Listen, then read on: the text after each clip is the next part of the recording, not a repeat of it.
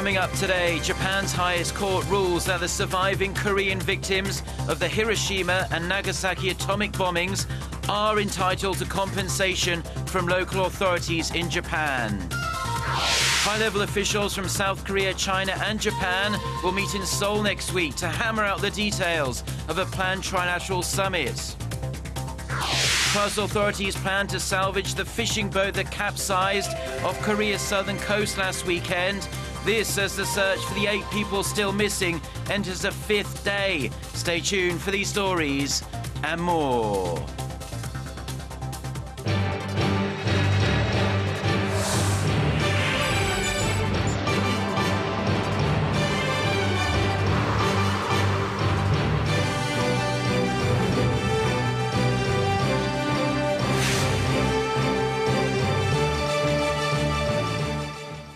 Hello to our viewers around the world. It's 6 a.m. on Wednesday, September 9th here in Seoul. Thank you for joining us. I'm Mark Broome.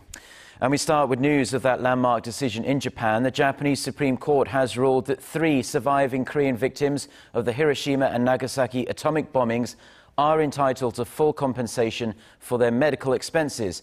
It's the first time that full compensation will be paid to victims who live outside of Japan. The ruling puts to an end a 4-year legal battle against the Osaka prefectural government, which said the Koreans did not qualify for compensation because they were not receiving treatment in Japan. The prefecture added that it could not verify the validity of the medical treatment they received. The High Court dismissed that argument as flimsy. The ruling is expected to affect similar cases that are currently ongoing in other Japanese high courts. Senior government officials from South Korea, China and Japan will meet in Seoul next week to prepare for a trilateral summit between their countries' leaders. Korea's foreign ministry says a deputy director general level meeting will be held on September 15th to discuss the timing and schedule for the event, among other issues. During her visit to China last week, President Park Geun-hye and her Chinese counterpart Xi Jinping agreed to hold the 3-way meeting around the end of October or the beginning of November. Now, this will be their first 3-way summit since May 2012, when the annual meetings were halted due to Japan's continued distortion of history. Authorities will attempt to salvage a fishing boat that capsized off Korea's southern coast last weekend. The Coast Guard says it's ready to start the operation as soon as today. However, it added the plan could be delayed if bad weather conditions continue in the area. The Coast Guard also says it will expand the scope of its search for the 8 passengers still missing. There are fears they could have been swept away by strong currents. The fishing boat was found capsized on Sunday morning after losing contact about half an hour after it left Chuja Island, north of Jeju. Lawmakers have laid out plans for their annual audit of state affairs, which gets started on Thursday. Representatives from the rival parties are seeking to set the stage for next year's general election. Ji Myung-gil has more. The ruling Saenuri Party is hoping to make livelihood reforms the focus of this year's annual parliamentary audit. The upcoming assembly audit will be focused on whether the government implemented effective policies to improve the livelihoods of the people. During the audit, we will cooperate with the opposition to avoid getting embroiled in political wrangling. The ruling bloc said it would reward lawmakers who come up with good policy alternatives for the government that help resolve various kinds of hardships for the public. The main opposition MPAD said it would focus on reviewing obstacles to reforming the country's family-owned conglomerates or chaebol, and key corporate executives will be summoned for questioning. The chaebol have come under increasing scrutiny in recent months following a series of high-profile cases involving some of Korea's biggest companies. Business tycoons will be required to participate in the audit as witnesses. Conglomerates have lost their entrepreneurial spirits and drive for innovation due to preferential treatment. We also plan to evaluate the inadequacies in President Park Geun-hye's administration. The MPAD also said it is determined to fix the government's mistakes by correcting existing policies and/or presenting new policy alternatives. Analysts expect the two parties to seek to strengthen their standing with the public through the audit, ahead of a general election next April. Kim Young-gyun, Arirang News. The Korean government has laid out its budget proposal for next year. Spending will increase by 3% compared to this year as officials look to breathe fresh life into the sluggish economy. Shin Se-min reports. The Korean government laid out a modest spending plan for 2016 with an aim to breathe fresh life into the faltering economy. According to the plan, nearly 32% of the total budget will be spent on improving social welfare, with about 13% of that earmarked for lifting youth employment. Defense spending will also increase by 4% as the government seeks to modernize military equipment in the face of possible threats from North Korea. The total budget of 386.7 trillion won, or $320 billion, is up 3% from this year's spending that includes a supplementary package. But the rise is fueling concerns over the country's fiscal soundness. The higher level of national debt should be seen as an inevitable way to support the economy. But the government will do its part to shore up the domestic economy by all means. With the budget proposal, the sovereign debt next year is expected to surpass 40% of the country's GDP, the highest figure on record. This as the fiscal deficit is forecast to reach 2.3% of the GDP in 2016 from 2.1% this year. Experts say although the country's fiscal debt is currently at optimum levels, it has the potential to worsen faster than the government expects. The country's aging population and the youth unemployment crisis will only push the government to spend more in the years to come. While the government reassured the public that it's not considering raising taxes, it's trying to ensure fiscal soundness by forging financial reform. Both the government and experts point to the need for the National Assembly to approve a pay-as-you-go system, a rule that ensures new expenditures or tax cuts are paid for in advance through spending reductions or tax increases. Shin Se-min, Arirang News.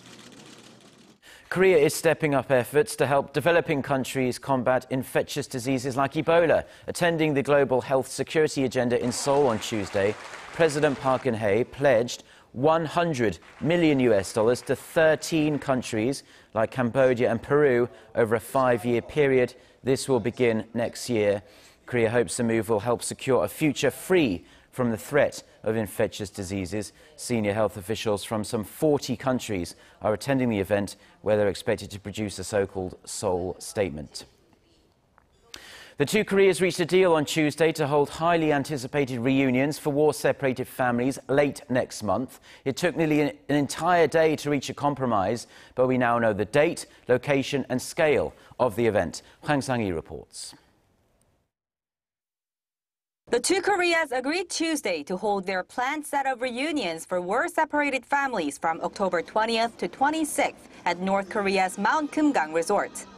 The event will be held in 2 rounds, allowing 100 family members from each side to see their loved ones again.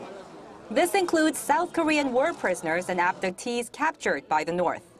Following marathon negotiations that lasted for nearly 24 hours, South Korea's chief delegate said the two sides had primarily haggled over the timing of the event. South Korea suggested holding the event as soon as possible in time for Chuseok, but North Korea explained that pushing the reunions back was inevitable as it needs more time to prepare, considering the Chuseok holiday and its national event. That national event is the 70th anniversary of the founding of North Korea's ruling Workers' Party on October 10th. There is speculation that the North may be preparing to launch a long-range rocket to mark the occasion, which could jeopardize the family reunions. Millions of families were separated during the Korean War in the 1950s. Nearly half of the 130,000 registered divided family members in the South have already passed away. During the negotiations, Seoul also made separate proposals, such as to hold the reunions on a regular basis and exchange lists of surviving separated family members from both sides, but the Koreas agreed to discuss these fundamental issues in the near future. Tuesday's outcome may seem like nothing out of the ordinary, but some experts note its significance as it's the first joint effort by the two Koreas to adhere to one of their key agreements reached at the landmark inter-Korean talks last month. Hwang Sang-hee, Arirang News. Now, a growing number of analysts fear the effects of China's economic slowdown could be more serious than originally thought. It's put countries dependent on Chinese imports on high alert. The latest data projects Korea will be the third hardest hit if demand from China continues to fall. Kwon Soo-ah tells us more. China's imports fell 13.8% in August in dollar terms from the same month last year. That's a huge drop from July and a big difference from experts' expectations.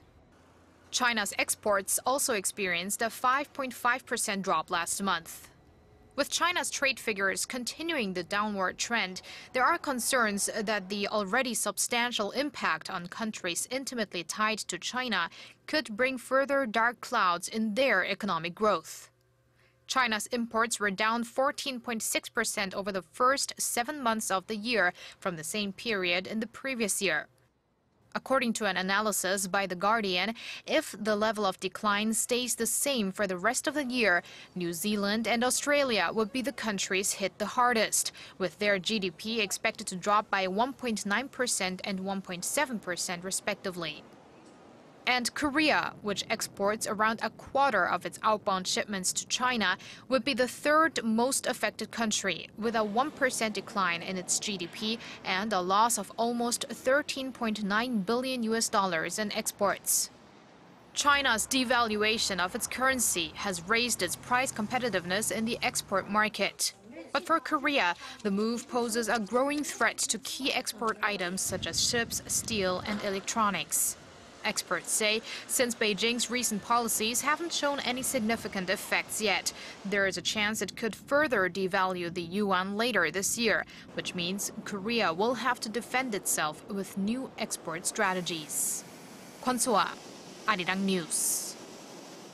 Now, with Europe continuing to grapple with a huge influx of refugees, Germany has called on other member nations to do more to tackle the crisis. This as the European Commission is set to unveil a quota system for refugees on this Wednesday that would ensure a fair distribution of 120,000 refugees across all 28 member states. German Chancellor Angela Merkel said the mandatory quota is an important first step, adding that the EU needs an open-ended system to share out those people with a right to asylum.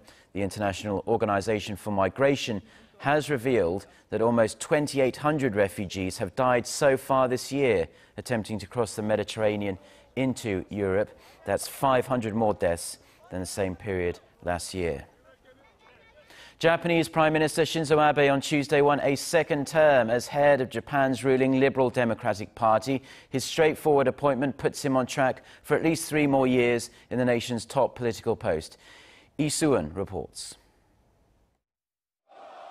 It was an unchallenged win for Prime Minister Shinzo Abe.